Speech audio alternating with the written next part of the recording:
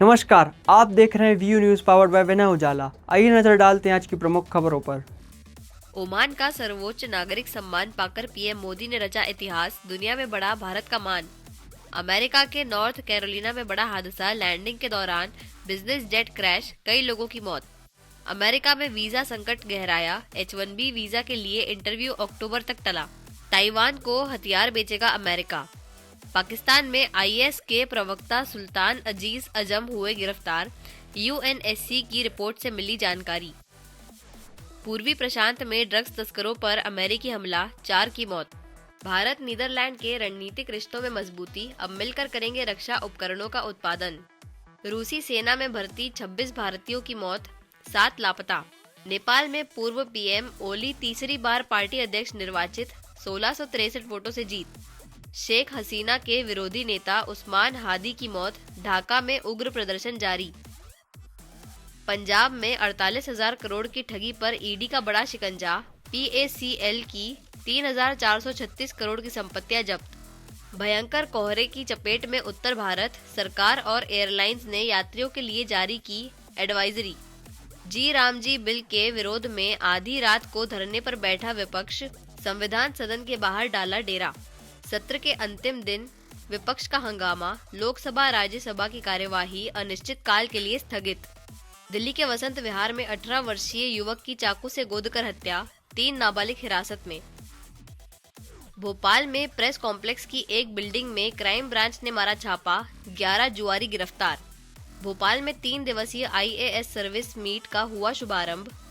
ग्वालियर के केंद्रीय विद्यालय में 11वीं की छात्रा से छेड़खानी, ज्योग्राफी टीचर पर आरोप, मामला दर्ज।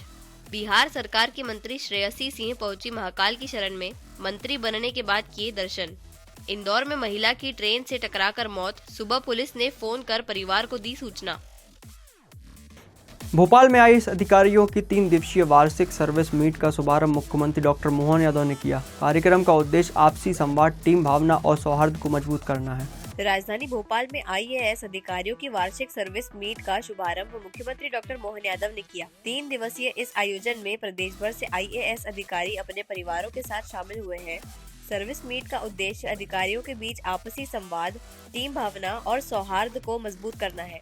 कार्यक्रम के दौरान सांस्कृतिक आयोजन, खेलकूद और विभिन्न गतिविधियां आयोजित की जाएंगी। इस बार अधिकारियों को 4 हाउस में बांटकर प्रतियोगिताएं कराई जा रही है, जिनमें अलग अलग श्रेणियों में पुरस्कार दिए जाएंगे। वाली ये IAS सर्विस मीट के शुभारंभ के अवसर पर मेरी अपनी ओर से शुभकामना। मध्य प्रदेश के IAS अफसरों की पूरे देश में काम करने की शैली, सहजता, नूतन नवीन नवाचारों के लिए हमारे अधिकारी जाने जाते हैं और जो एक बार मध्य प्रदेश आ जाता है वो मध्य प्रदेश का हो जाता है।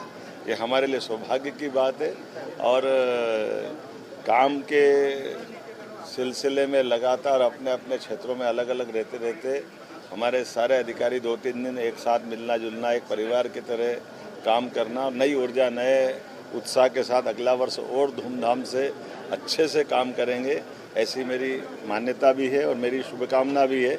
मेरी अपनी ओर से एसोसिएशन के अध्यक्ष मनु श्रीवास्तव जी, CS अनुराग जी और नरहरि जी, सभी मित्रों को बधाई, बहुत धन्यवाद। भोपाल में SIR के पहले चरण की समय सीमा समाप्त। शहर के 21,25,000 मतदाताओं में से 79% की मैपिंग पूरी कर ली गई है। 23 जनवरी से दावे आपत्ति की प्रक्रिया शुरू होगी। भोपाल में SIR के पहले चरण की समय सीमा समाप्त हो गई है। SIR प्रभारी भुवन गुप्ता ने बताया है कि शहर में 21,25,000 मतदाताओं में से 79% की मैपिंग पूरी कर ली गई है।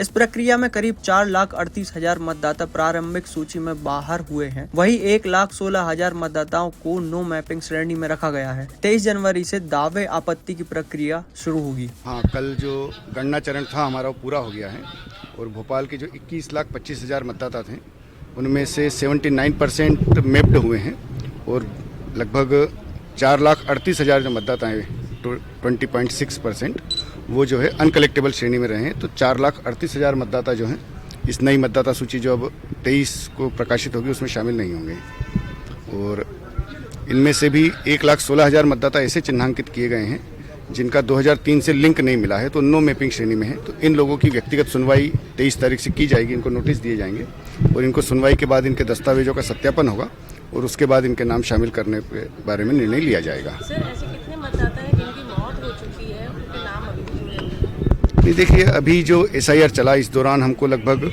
35,000 ऐसे मतदाता मिले थे जो 4 श्रेणियों में हमने चिन्हांकित किए हैं, एब्सेंट, डेथ, शिफ्ट और डेथ। तो डेथ कैटेगरी में लगभग 35,000 लोग इस मतदाता सूची में मिले हैं, उनके नाम जो है हटा दिए।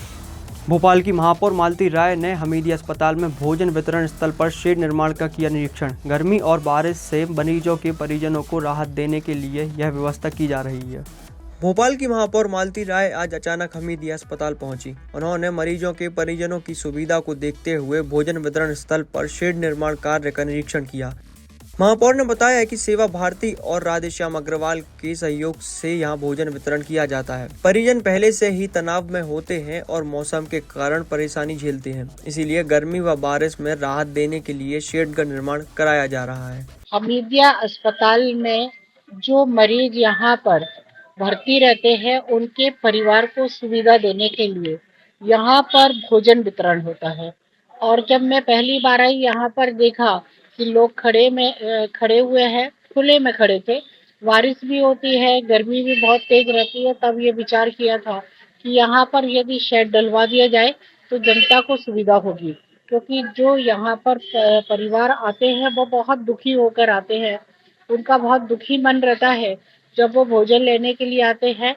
एक तो लाइन में लगकर लगभग 300-400 लोग एक बार में भोजन यहाँ से लेकर जाते हैं। और हमारी सेवा भारती की संस्था है, हमारे अग्रवाल जी के नेतृत्व में यहाँ पर प्रतिदिन भोजन वितरण होता है। तो व्यक्ति 2 तरह से परेशान होकर आता था। एक तो उसका परिवार का सदस्य अस्पताल में भर्ती है, रोगों से पीड़ित है, इसलिए उसका मन दुखी रहता था। और फिर यहाँ पर लाइन में खड़े होके धूप में, बारिश में, गर्मी में खड़े होते थे तो परेशान होते थे, इसलिए यहाँ पर शेड का निर्माण करवाया गया है।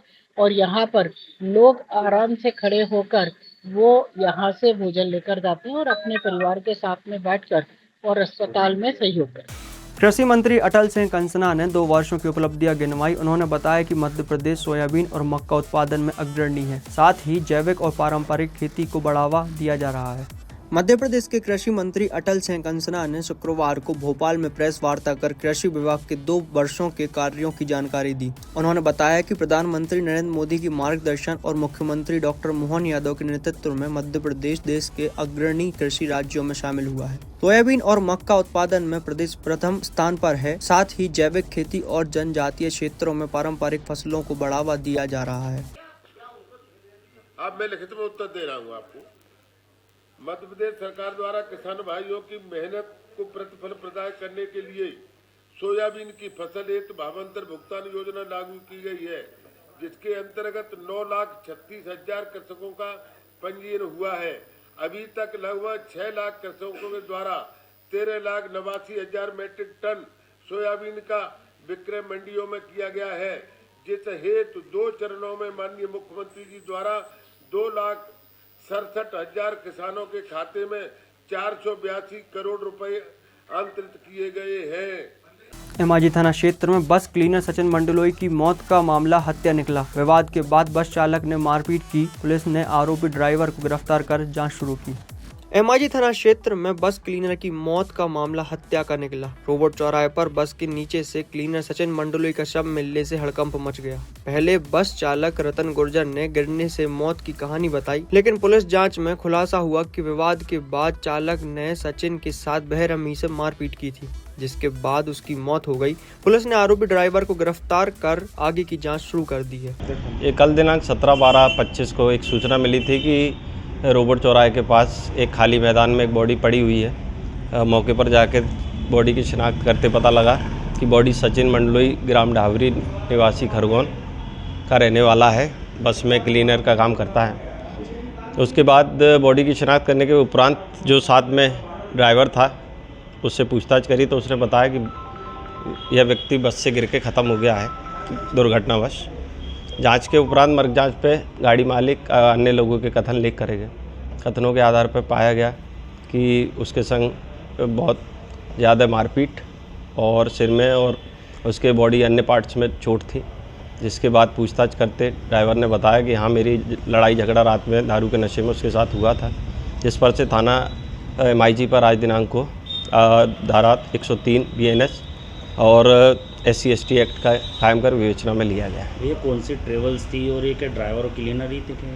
ये ड्राइवर और क्लीनर थे। ये बस एक गौरव शर्मा और प्रदीप शर्मा जी हैं, उनके नाम रजिस्टर्ड हैं और ये मध्य प्रदेश शासन से अनुबंधित बसें इंदौर पुणे रूट पर चलती हैं, उनके ड्राइवर और क्लीनर थे। अच्छा, कहाँ से आई थी बस और यहाँ पर कहाँ रुकी थी? ये गाड़ी पुणे और इंदौर रूट पर चलती है। पुणे से आते टाइम ये वाहन दुर्घटना होने के कारण बम्पर गाड़ी का टूट गया था, जिसके रिपेयरिंग के लिए गाड़ी आई हुई थी।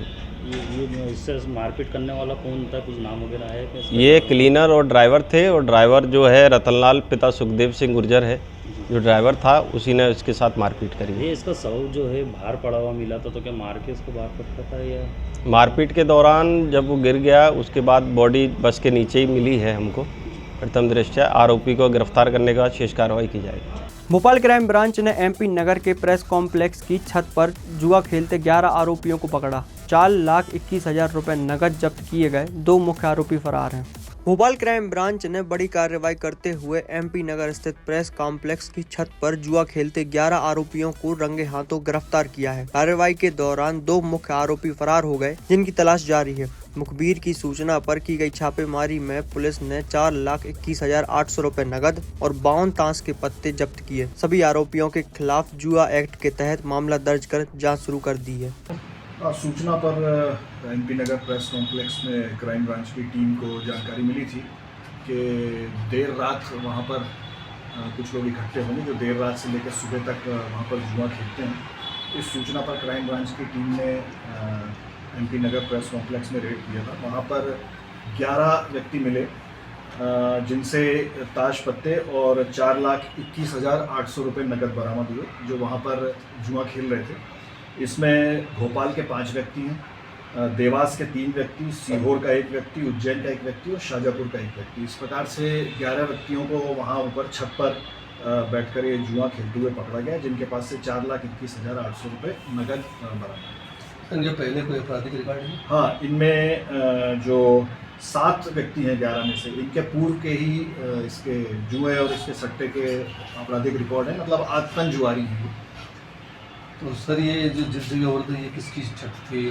ये छत है, बिल्डिंग है, जिसमें नारद मुनि का एक साइड में और एक साइड में अग्निवाड़ का ऑफिस है और ऊपर छत है। बीच में कॉमन रास्ता है जो खुला हुआ है, ऊपर छत तक जाता है और छत में ऊपर गेट वगैरह भी नहीं है, तो कॉमन पैसेज है जिससे ये ऊपर छत पर जाकर छत पर बैठकर ये जुआरी वहाँ पर जुआ।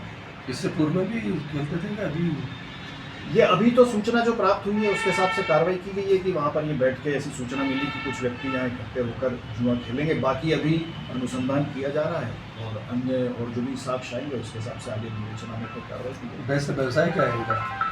व्यवसाय इनके अलग अलग हैं, जैसे इसमें 2 आरोपी किसानी का काम करते हैं, एक का प्राइवेट प्रॉपर्टी का काम है, एक का वेल्डिंग का काम है, एक का प्राइवेट चालक है वाहन में, एक का बकरे का व्यापार है, एक स्क्रैप पेंटर है, एक की फर्नीचर की छोटी सी दुकान है। इसी प्रकार एक व्यक्ति अन्य जो 2 और हैं, वो एक ड्राइवर है और एक जो प्रॉपर्टी का छोटा मोटा इस तरीके का काम करते हैं। ये देखते हुए मेरे को सर यूट्यूबर की भी सूचना आ रही थी, कोई यूट्यूबर चैनल के भी लोग थे इसमें? नहीं, इसमें जो मौके पर जो लोग मिले हैं जब रेड किया गया तो 11 व्यक्ति वहाँ छत पर इनको पकड़ा गया। 11 व्यक्ति वहाँ पर बैठ के खेल रहे थे, जो मौके पर पकड़े गए ये 11 व्यक्ति थे। बाकी आगे अनुसंधान है। ऐसे ही खास खबरों के लिए बने रहिए हमारे साथ व्यू न्यूज़ पर, पावर्ड बाय विनय उजाला।